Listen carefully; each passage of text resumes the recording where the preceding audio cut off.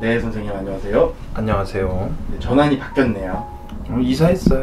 좋은 데로 이사하신 걸 축하드립니다. 감사합니다.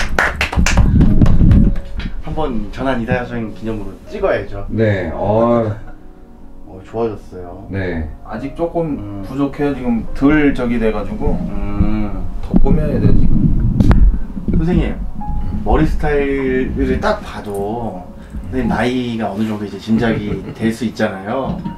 그 젊은 박수, 정릉시장을 대표하는 그렇죠. 박수무당. 그렇죠. 해주당 선생님 이제 신내림 받기 직전부터 이제 지금까지의 스토리 한번 듣고 싶습니다. 말하자면 긴데 네. 사연 없는 무당이 어디 있겠어요 사실. 네네, 한번 읊어주세요. 선생님. 내 머리도 더 나이 들어 보이려고 염색했는데 사실. 그러니까는 어디서부터 얘기를 해야 되지?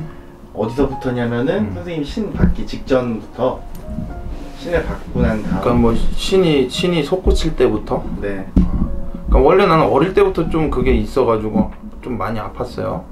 많이 아팠는데 좀 모르고 살다가 이제 대학 졸업하고 그러니까 대학 4학년 때 그러니까 학교 다닐 때부터 조금 막 뭐가 보이고 뭐가 들리고 또 뭐 학교에서도 여러 가지 에피소드가 있었는데 뭐 예를 들어 이제 내가 미대를 나왔으니까 예술대학에는 또 좀 이제 예민한 친구들이 많잖아요. 그러니까는 이제 막 무슨 뭐 귀신을 봤니 뭐 무슨 소리를 들었니 뭐 이런 것들이 막 있었는데 내가 그런 걸 그 어떤 사건들이 일어났을 당시에 없었는데도 내가 똑같이 그런 말을 하니까는 이제 내 자신에 대해서도 좀 의문을 품게 된 거지. 나란 존재가 무엇일까 과연 내가 뭔데 좀 이럴까 그런 생각이 들어서 그때 이제 점집을 간 거죠. 내가 네.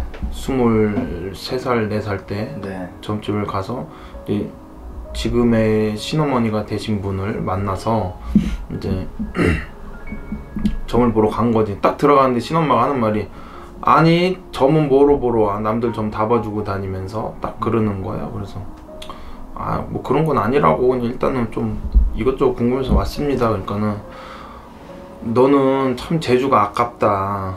그땐 내가 이렇게 막 몸이 이르지 않았어요. 좀 나름 샤프했거든.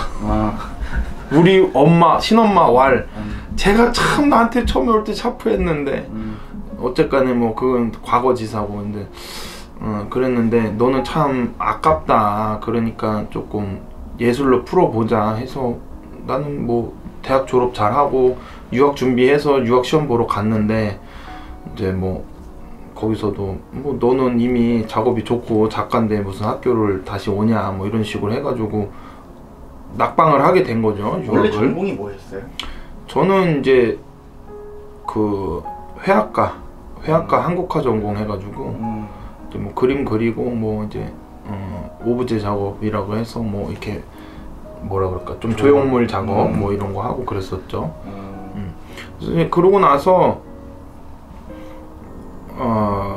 그러면은 나는 이제 외국 생활에 대한 동경이 있고 그랬으니까는 내가 잘하는 거를 해보자 그러면 그래서 이제 앤틱 샵을 한 거예요. 외국을 다니면서 유럽에서 물건을 사갖고 와서 한국에서 이제 판매를 하는 앤틱 샵을 하게 됐는데 이제 그때 내림을 받게 된 거죠. 앤틱 샵을 하면서. 그러니까는 계기가 뭐였어요? 결정적인 계기. 그때 너무 아팠어 내가. 그러니까 막 가만히 서 있다가 네. 픽픽 쓰러지고 뭐 이런 게 반복되다 보니까는 이제 막 뭐 일상생활이 불가할 정도로 좀 뭐 그렇게 아픈 적이 많았기 때문에 어떻게 해야 될까 이러고 있다가 이제 신엄마께서 지금 신엄마가 되신 선생님 나 이제 개업하니까 개업고사 좀 해줘라 그래서 개업고사를 할 때 이제 신엄마가 그렇게 말씀하신 거죠. 야 받자 그냥 더 늦기 전에 그냥 받자 너 너무 힘드니까. 그래서 아니 이렇게 가게 오픈하고 그러는데 그래도 그냥 뭐 받자 이렇게 돼서 나는 그냥 그래 뭐 남들 나이 40, 50에 무당되는 것도 서럽고 그러는데 그 나이 먹고 남의 뒤치다거리 하고 이런 거 참 못할 짓인 것 같다. 그러니까는 내 나이 한 살이라도 젊을 때 받으면 내 나이가 40, 50 되면 큰 선생 돼 있겠지 싶어가지고 그때 받은 거죠. 그러니까 27에 그래서 지금 이렇게 시간이 흘렀네요. 지금 현재 선생님 세월이 흘렀잖아요. 그렇죠. 오시면서 여러 가지 일들이 있었겠지만 좀 기억에 나는 에피소드라든지 좀 힘들었던 순간들, 뭐 좋았던 순간들 이런 게 있었을까요? 뭐 힘든 순간은 무당들은 누구나 매 순간순간이 막 이렇게 쉽지는 않을 거예요. 뭐 여러 일들이 있고 어떤 풍파를 나름대로 겪었기 때문에 무당이 된 사람들이 있는 거고 뭐 그렇다라고 보는데, 나는 참 어떻게 보면 저 같은 경우는 애동이었을 때 좀 어떤 비방을 좀 당한 적이 있어요. 내가 누구한테요?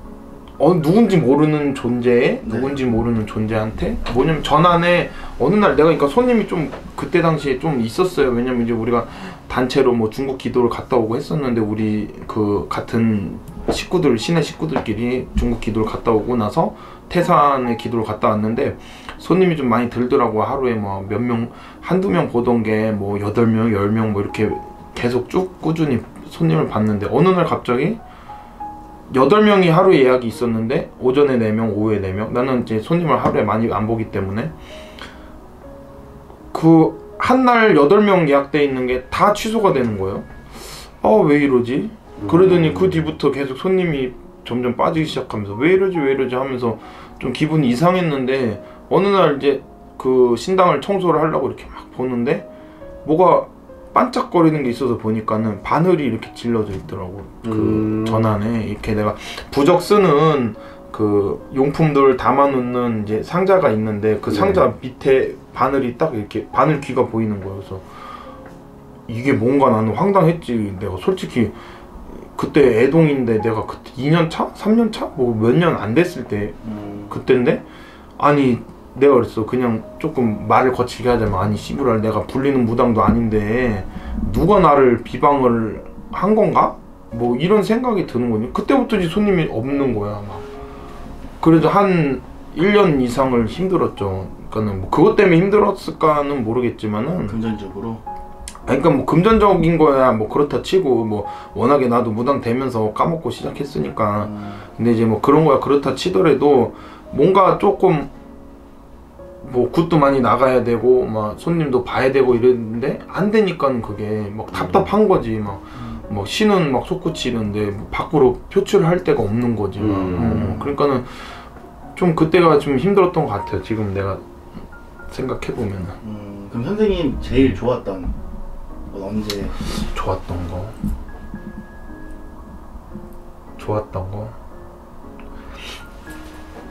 거 글쎄, 무당하면서 좋았던 게 그냥 일단은 좋았던 거라기보다는 이제 요새 들어 그런 생각을 많이 하는데, 내가 무당이 아니었으면 어떻게 살고 있을까 막 이런 생각을 하는데, 참 신령님들한테 감사해요. 요새 드는 생각이, 내가 무당이 돼서 이렇게 신령님의 밥을 먹고 사니까는 이 정도 하고 살 수 있구나 이런 생각이 많이 들어서, 그러니까는 뭐 좋다 싫다 이런 거보다도 좀 요새는 감사한 생각을 많이 갖고 신령님들한테 그런 게 있죠. 그럼 앞으로 선생님은 어떤 무당이 좀 되고 싶으세요? 참 어려운 질문인데, 네.